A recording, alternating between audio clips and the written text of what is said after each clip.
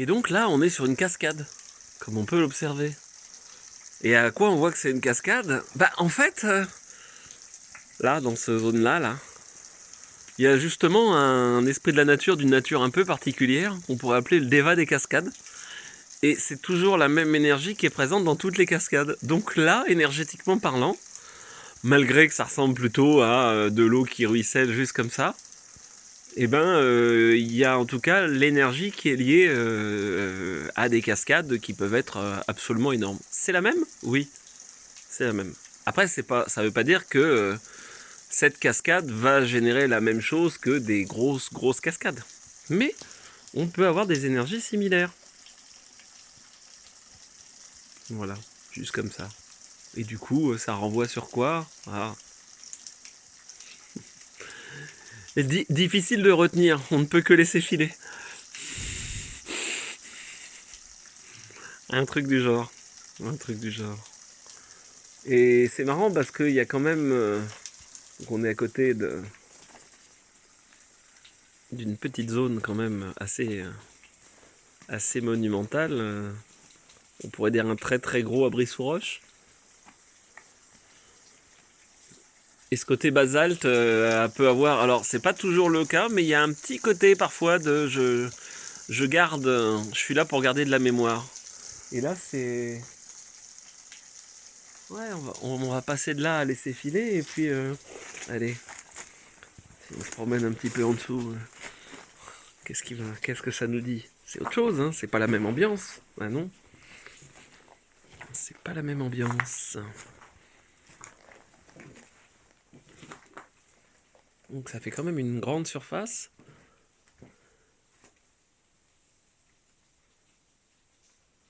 Et le paradoxe, en fait, c'est y compris d'ailleurs quand les blocs retournent à l'air libre, il y a un côté de aussi, on pourrait dire, les informations qui ont servi à la cristallisation, à la formation, ben, ont tendance à pouvoir se libérer dans l'environnement.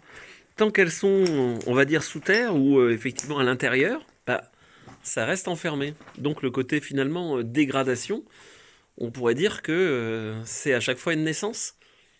Ouais, ça peut être vu comme ça aussi. C'est à chaque fois une naissance qui va ensemencer. Et puis qu'est-ce que ça fait? Ben voilà, des fois on ensemence, puis il y a des graines qui germent, ou pas, ou pas. Donc ça peut renvoyer d'ailleurs ce petit endroit justement sur ce rapport à qu'est-ce que... Allez, qu'est-ce que je mets comme semence? Et est-ce que j'attends un résultat? Ou est-ce que simplement, ok, je joue mon rôle? Tiens, tiens. Alors, on peut le voir pour des idées, on pourrait le voir pour... on pourrait le voir, on pourrait le ramener sur quoi? Sur ce que les lieux... une des actions, on va dire, qui ont été recherchées presque depuis tous les temps, bah, liées quoi? Au côté enfant. Et effectivement, il y a ce côté de... J'ai beau ensemencer, alors ça peut marcher pour aussi bien homme que femme. C'est pas typiquement masculin là. J'essaye, je laisse, qui aide aussi au lâcher prise, parce que ben, à un moment donné, vous voyez, hein, ça tombe, hein, ça casse. Et finalement, à un moment donné, j'arrive sur quelque chose qui devient stable, qui devient cohérent, qui devient cohésif, qui peut, qui peut du coup durer dans le temps, où bah, ça ne fait que passer.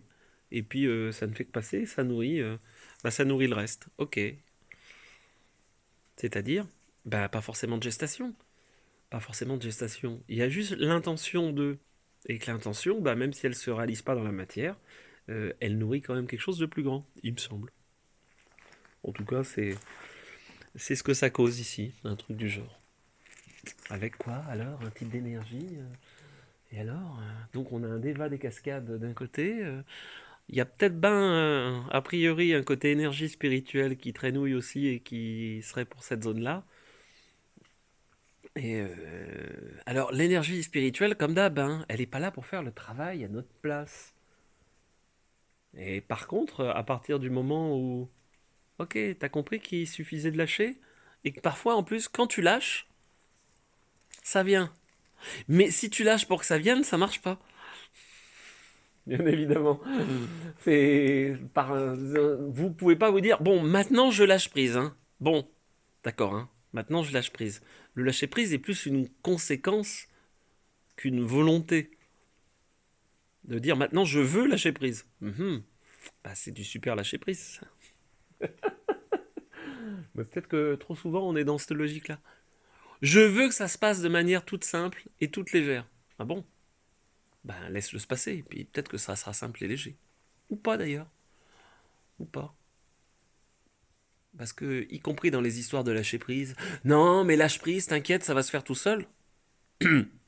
Non, pas forcément, justement. Pas forcément. Quelle énergie je mets aussi? Je veux dire, non, mais ça doit forcément être simple. Ah bon? Ah ouais, vous croyez? Si vous voulez construire une maison, ça va forcément être simple et en plus c'est une maison en pierre. Les pierres vont normalement venir toutes seules et en plus se monter les unes sur les autres et tout sera fini. C'est magique, hein? Donc lâche prise, quoi. C'est pas en allant ramasser des cailloux que tu vas construire ta maison. Ça serait quand même n'importe quoi. Bref. Et toi? T'en penses quoi par rapport à ce lieu? Allez, c'était Jean-Pierre Martinez du site espritdanature.fr. Bonne et belle journée!